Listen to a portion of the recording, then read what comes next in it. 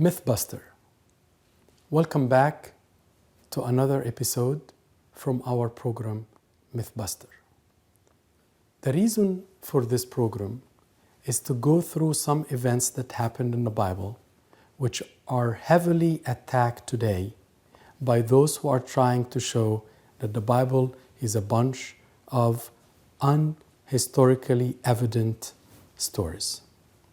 One of the stories that heavily attacked, both in media and in elsewhere, is the Red Sea crossing and Exodus. In the coming 3 episodes, I will do my best to answer many questions. The first question is, when was the Exodus? And who was the Pharaoh at Moses' birth? And who was Moses' Egyptian mother? And who named Moses, and what is the meaning of his name? Who wanted to kill Moses and why? Why and how Moses fled Egypt? Another question that will be answered, who was supposed to rule Egypt at time of Exodus? And who was the Pharaoh at the time of Exodus? Post-Exodus, what happened in Egypt?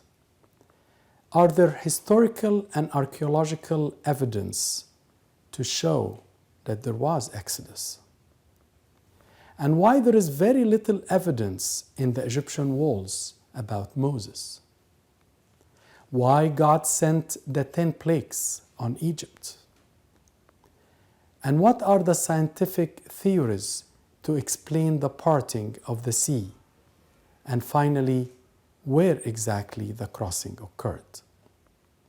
Let's start by handling the first question. When was Exodus? The Bible says Israel spent 430 years in Egypt. That's present in Exodus 12, 40, and 41.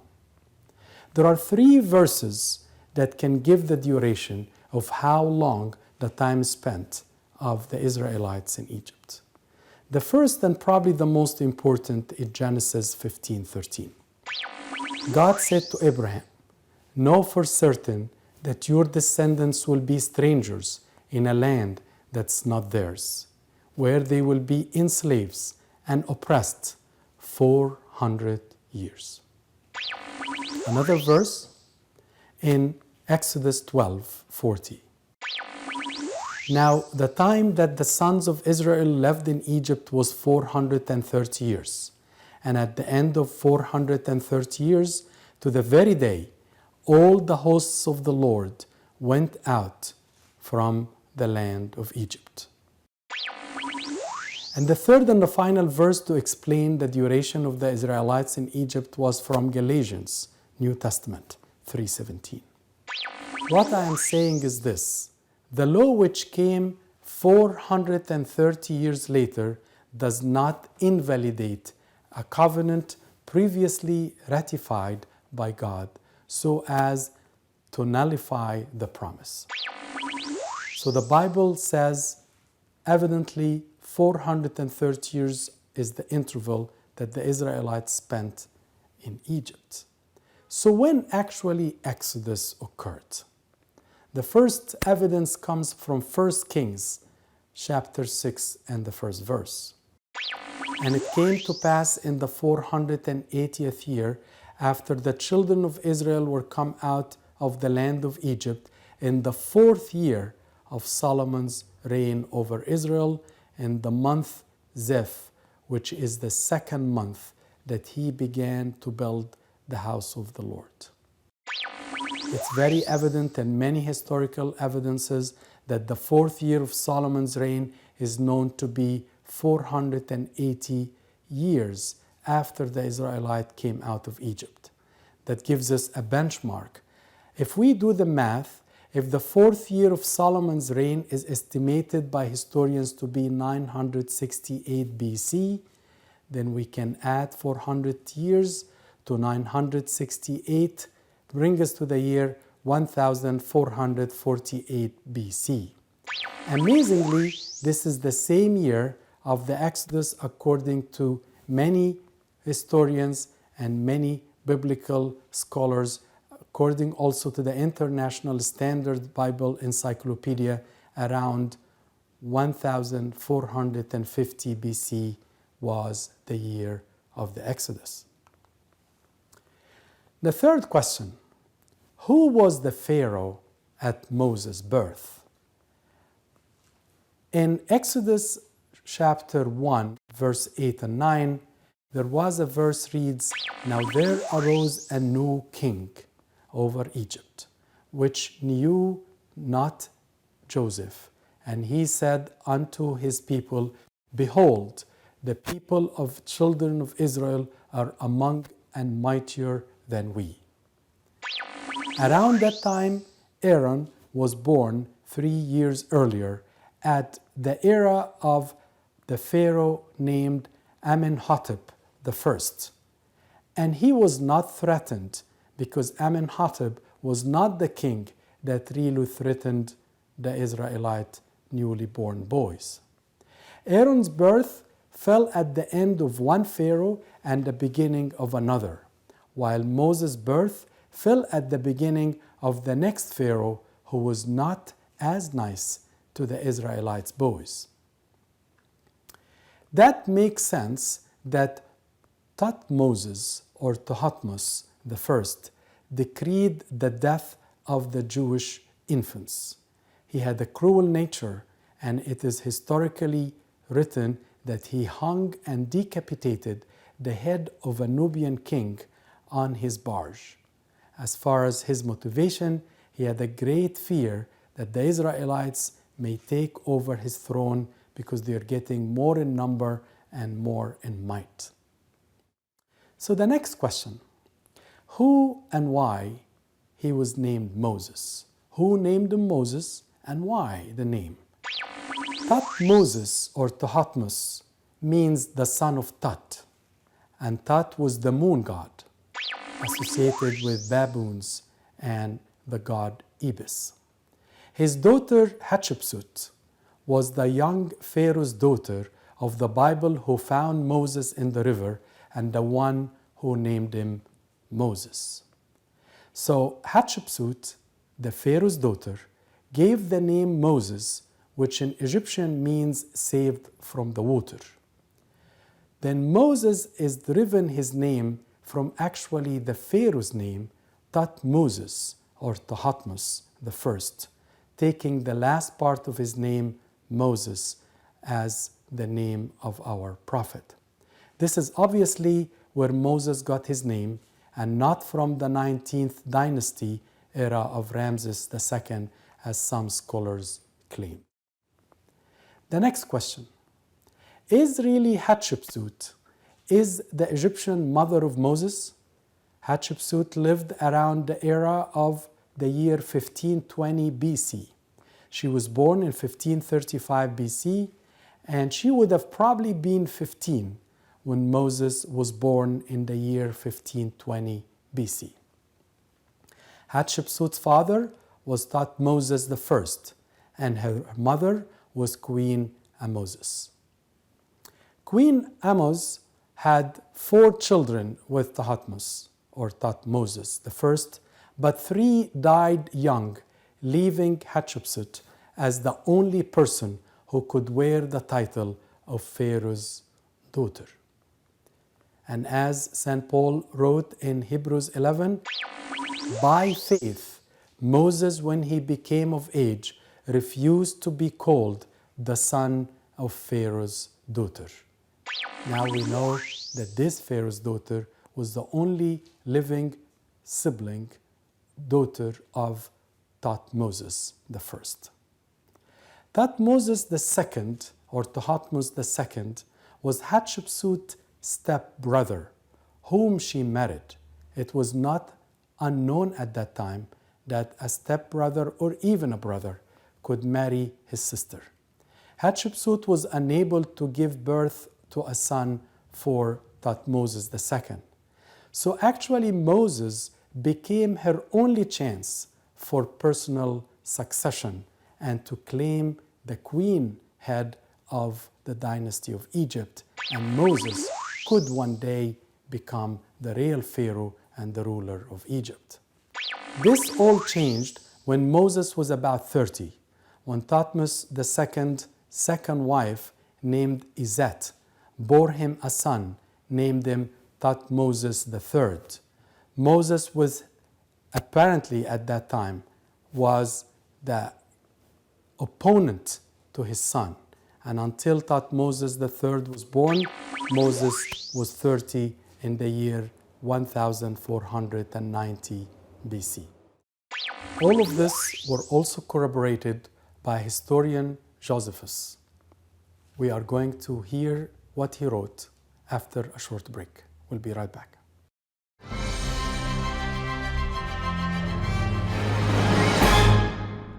A very famous historian named Josephus once wrote, "The Pharaoh's daughter Thermithis, name of an Egyptian deity, was walking along the river bank. Seeing a basket floating by, she called to her swimmers to retrieve it for her. When her servants came back with the basket, she was overjoyed to see the beautiful little infant inside. Thermithis gave him the name Moses, which in Egyptian means saved from water. Having no children of her own, she adopted him as her own son."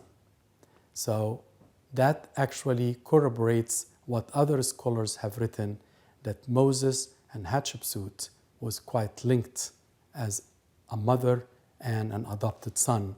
And at that time, he could have been the Pharaoh ruling Egypt once his mother dies as a queen. The next question is, who was supposed to rule Egypt? I want to remind you that Thutmose II, who was the Pharaoh between the years 1492 and 1479 BC. Hatshepsut married her half-brother Thutmose II, but they had no male heirs. He only lived 3 or 4 years after the marriage. Thutmose II was the Pharaoh of the oppression who wanted to kill Moses, who then fled to land of Midian. Her dead husband, Thutmose II, had a son called Thutmose III, also by a secondary common wife. Her name was Izet. Since this young son was also too young to rule at his father's death, Hatshepsut ruled as a pharaoh. Hatshepsut wanted only Moses as an adopted firstborn heir, and she was trying to refuse Thutmose III. Moses was putting his trust in God and was turning away from the riches of Egypt, as St. Paul wrote in Hebrews 11. Moses, like Hatshepsut, saw that there was an upcoming power battle over the rightful heir of the throne of Egypt between him as an adopted son to the queen Hatshepsut and Thutmose III. Queen Hatshepsut was very angry, furious, because Moses refuses to be called Hatshepsut's daughter.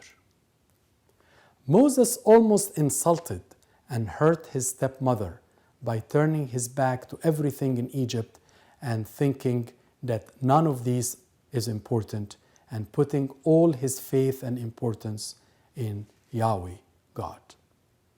So in reality, both Thutmose II and Hatshepsut were out to kill Moses for different reasons. Both were the pharaohs of the oppression. Actually, there were 2 pharaohs at that time, both Hatshepsut and her husband or step-brother Thutmose II. Thutmose wants to kill Moses for one reason, which is to make his biological firstborn son as a pharaoh, because Moses had a legal first right. Hatshepsut had her own reasons to kill her own adopted son, Moses, only because that he was rejecting the throne of Egypt and rejecting his mother as a queen or a pharaoh. What happened after Moses fled? Who became in charge? That's our next question.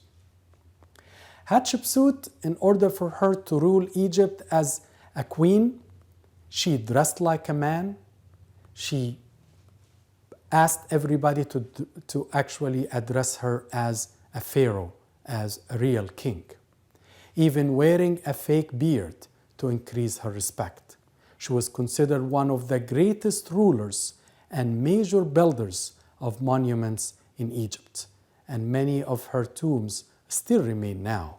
Unfortunately, after she died, Thutmose III really tried to wipe as much as possible her memories from the walls of Egypt. All the while, Thutmose III grew older and eventually was a co-regent, and meant that he was equal as a pharaoh to Hatshepsut. He took care of military affairs and she took care of domestic affairs. Still, he deeply resented his stepmother, but had no power to remove her. He must have always had Moses in the back of his mind as his possible replacement. The next question: why and how Moses fled Egypt? Since Hatshepsut favored Moses, there must have been bad blood between Moses and Thutmose III. So when Moses was 40 and he killed the Egyptian, he had to run for his life, or a co-pharaoh, Thutmose III, would have been after him, and that's a great opportunity to rid himself of his co-pharaoh, Moses. Now he has a good reason. He killed an Egyptian. Moses fled Egypt and was gone for 40 years. It was not until he was 80 years of age when he came back to lead the children of Israel outside what we call the Exodus. The next question is a very interesting one and may not be covered in today's episode, but I promise I'll cover it next time as well. Who was the Pharaoh at time of Exodus? In the very famous movie Ten Commandments, there is a major error. We saw the same Pharaoh at the time of Moses fleeing Egypt was the same Pharaoh when he came back 40 years later, saying the famous quote, "Let my people go." In fact, there were two different pharaohs. Now it came about in the course of those many days that the king of Egypt died, and that's written in Exodus. So who was the Pharaoh at time of Exodus? Thutmose II was the Pharaoh from 1492 till 1479 BC. After Hatshepsut's death, Thutmose III had a campaign to wipe her memory from Egypt, but she had reigned for a long time and he couldn't wipe every single little memory.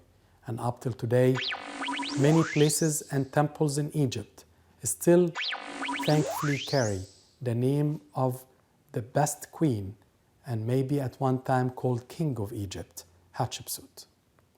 There were so many monuments and statues, and he tried to remove her name from all of Egypt in order to wipe her memory from the memory of history.